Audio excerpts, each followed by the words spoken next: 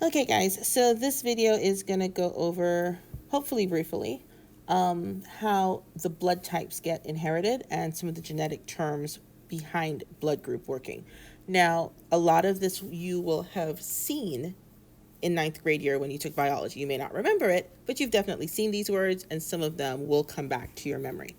So the first thing is blood typing is found on a gene that is found on what we call an autosomal chromosome. This means that that gene is not one of your sex chromosomes. It's not an X chromosome, it's not a Y chromosome. So more specifically, the chromosome that the ABO gene is found on is chromosome 9. Now, two of the blood groups are dominant. Your A blood group and your B blood groups are dominant. Specifically, they are dominant over the O blood group, so they're stronger than the O blood group. So that accounts for 3 of the blood types so far, A, B, and O. Now that fourth blood type, which is blood type AB, is a little bit different.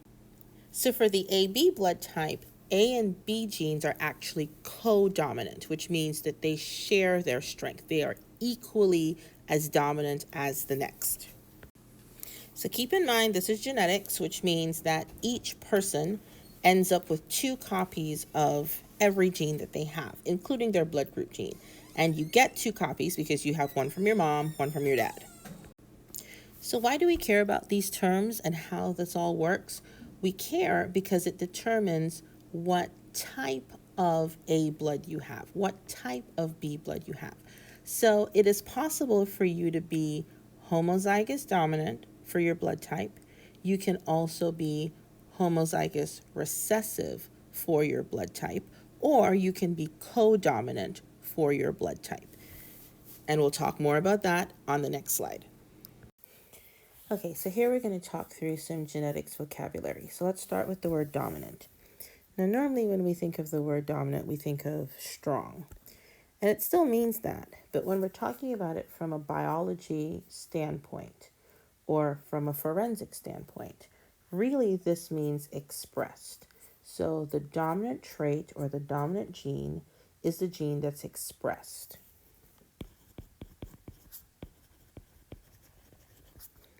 Okay, and we represent this by using a capital letter, or uppercase, if you will.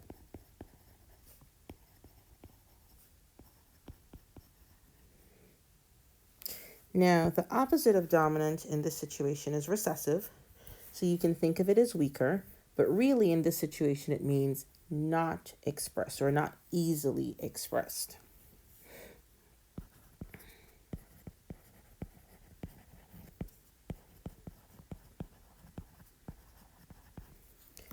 Okay, and we represent the recessive trait with a lowercase letter.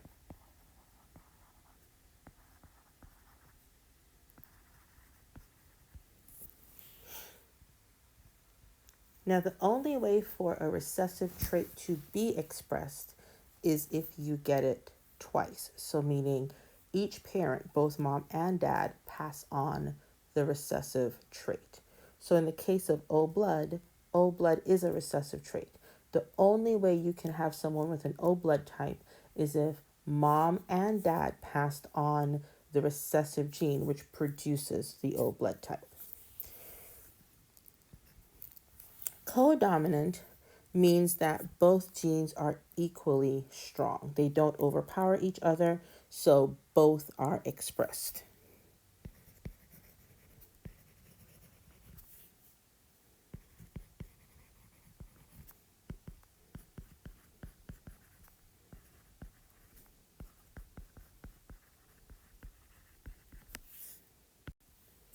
So still talking about the genetics of blood. Now normally we represent a gene with a letter. With blood types, it's a little bit different. So the letter that represents blood types is the letter I.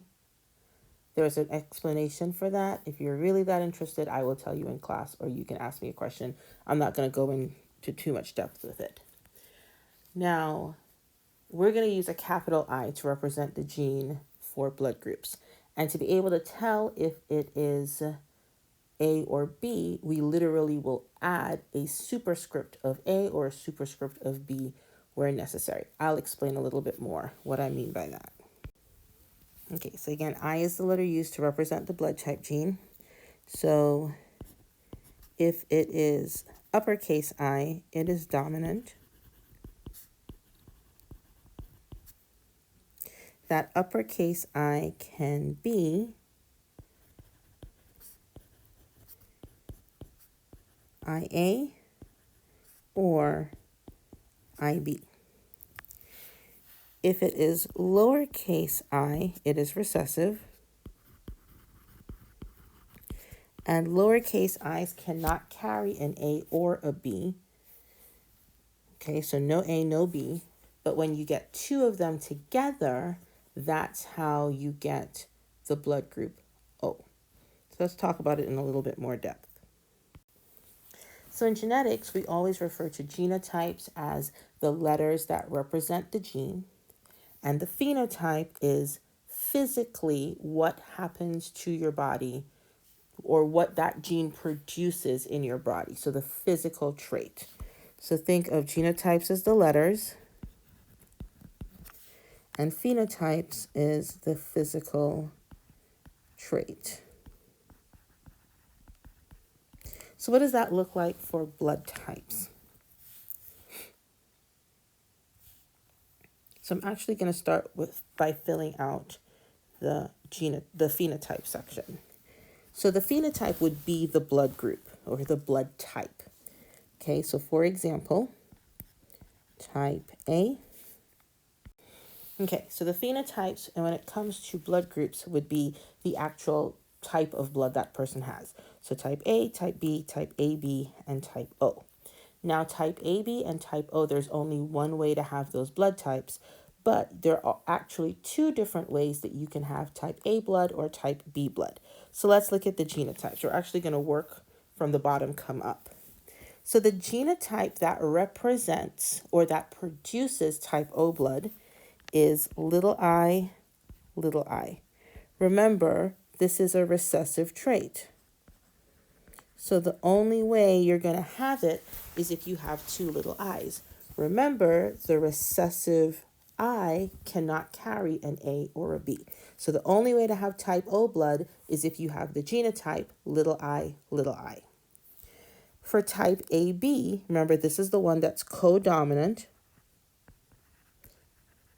The only way to have the type AB blood is to carry two big I's and one of them will carry an A and the other will carry a B. And that's it. That's the only way you can have type AB blood. Now, with type A and B, it's a little bit more, there's a little bit more involved. You can be homozygous dominant, meaning you have two big letters and they both carry the same letter, so either A or B, or you can be what we call heterozygous, where you have a mix of dominant and a recessive. So let's start with type B blood. So you can be type B blood by having two I's, two big I's, both which carry a B. Or you can have one big I that carries a B and one little I. Remember, the little I is recessive. It's not easily expressed. The only way it's truly expressed is if you have two of them.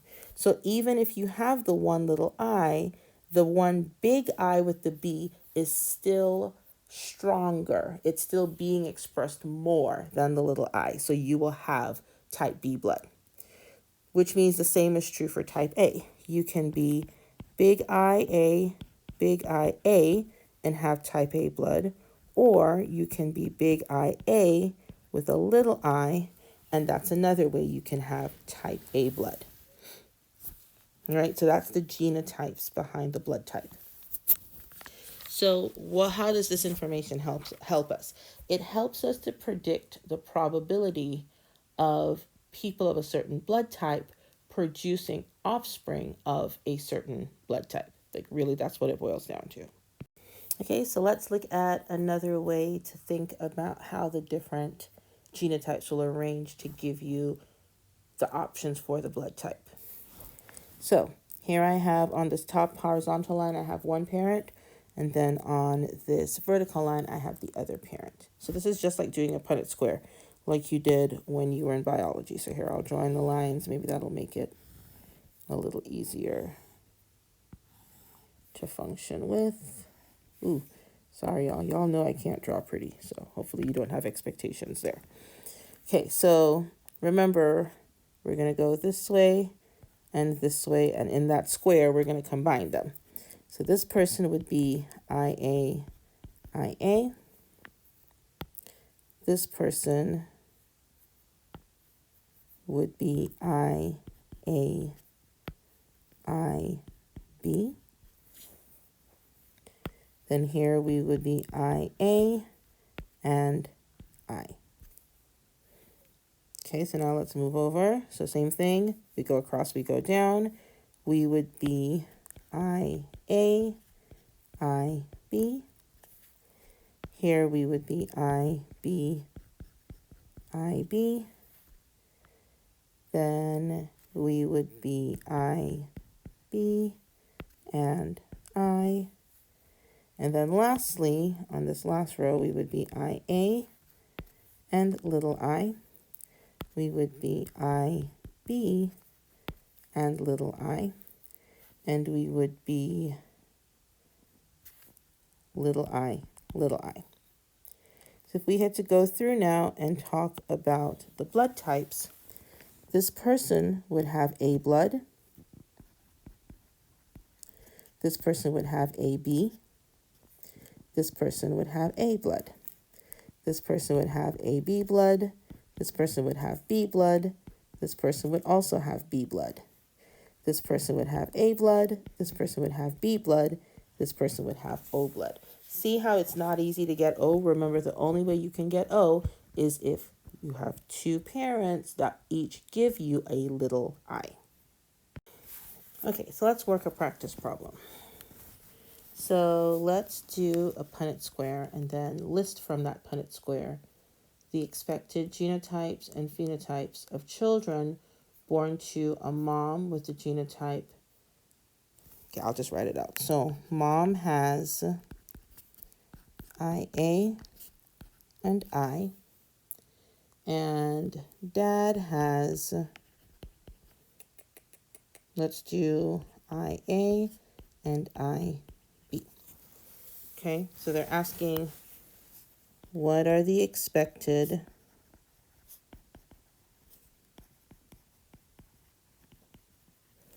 genotypes and phenotypes, okay, of that cross? So here you would need to do a Punnett square. So you draw your box, and then we'll put the alleles on the outside, okay? So we know that one parent is IA. We know that one parent is little I. Other parent is IA and IB. So just like before, we're going to go across and grow down. So in this first box, they would be IA, IA, and then IA and IA, IB, and then IB and I. So genotypes would be exactly what were in the box, okay? So, hold on. Your genotypes are these guys. So you would just list them out. Oops. So IA, IA, IA, I, IA, IB, and IB, I. And that would be your answer.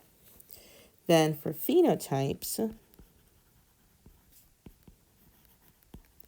your phenotypes would be what blood type do these genotypes actually make? So if the person is IA, IA, that means they have A blood. If the person is IA, little I, that person still has A blood. So you don't have to write that twice. Okay, you only have to write it once. Then if they're IA, IB, they have AB blood. And if they are IB and little I, they have B blood. So these are all of the phenotypes. So that's how you would approach a question like that. Okay, so sometimes the questions will make you have to work backwards or have to think a little bit harder, okay? Sometimes they might give you the blood types of the children, but not specifically tell you the blood types of the parents. So you're going to have to think, well, okay, for them to make a child with this blood type, what are the options for their blood? So this one says that a man who has type AB blood is married to a woman who has type O blood. They have 3 children. One of the children is adopted. The children's blood types are A, B, and O. Which child is adopted? So if the guy, these boxes are getting uglier and uglier by the question. So if the guy is this and mom is that, because that's the only way she can have O blood and he have AB blood, it means that natural children of theirs would be this. So their natural children would have type A blood and type B blood, which means that the kid with O blood is adopted. Okay, the only way you can have O blood is if each parent gives you a little I and dad does not have a little I to give. Okay, so hopefully this makes sense and you guys should now be able to do some practice on your own.